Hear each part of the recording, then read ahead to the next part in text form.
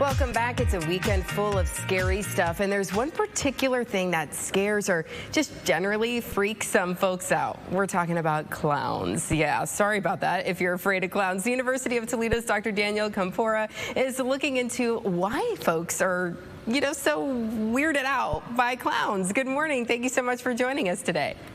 Hey, thank you for having me. I appreciate it. Absolutely. Of course, we have Halloween coming up, and I think a lot of people, when they think of clowns, they go right to Pennywise, don't they?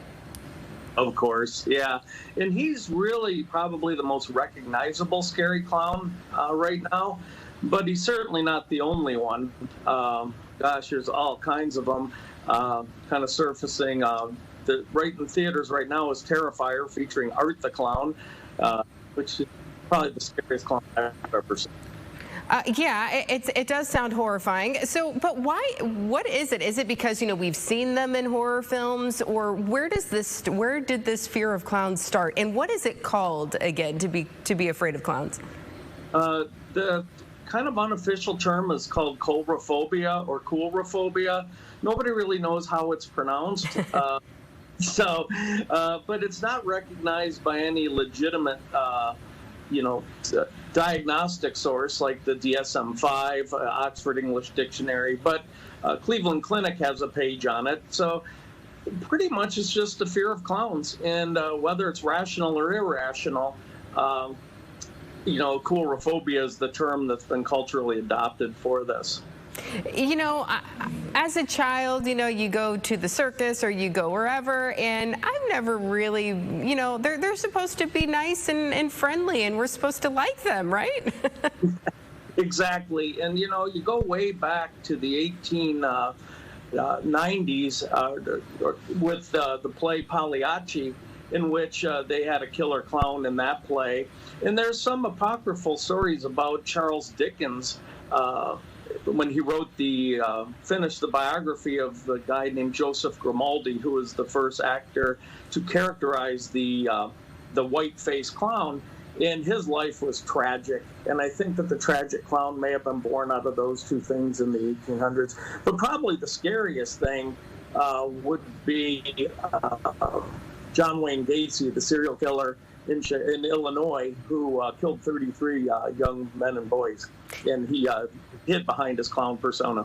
And that wasn't all that long ago, 1980. But so when you think about it, you say kind of started back, as far as we know, as early as the 1800s. Here in 1980, this man adopted this clown on his killing spree. So knowing that people have that fear, I imagine, is played a part in that.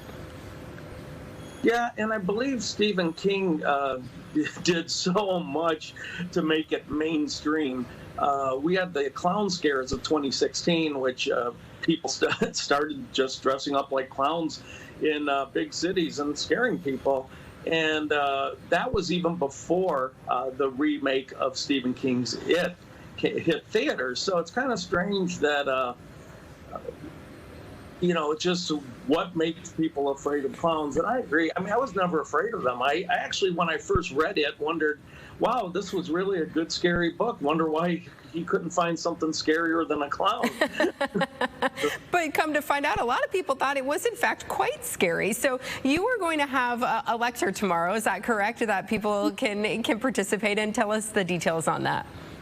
Well, it's at 7:30 tomorrow at the University of Toledo's library, and I will be talking about Stephen King's role in kind of modernizing the scary clown phenomenon, and going through a little bit of a walkthrough of history and some pop culture references to the most terrifying of the clowns. So do people need to register ahead of time for that, or can they just show up? No, I think it's just show up, and I'm hoping at least a couple people do.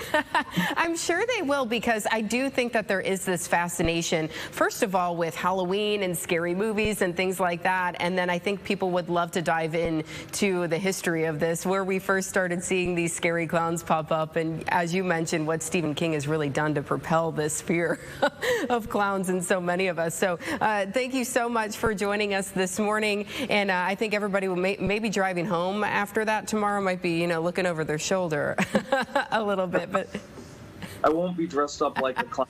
Oh, good. That's good news. All right. Thanks for joining us this morning.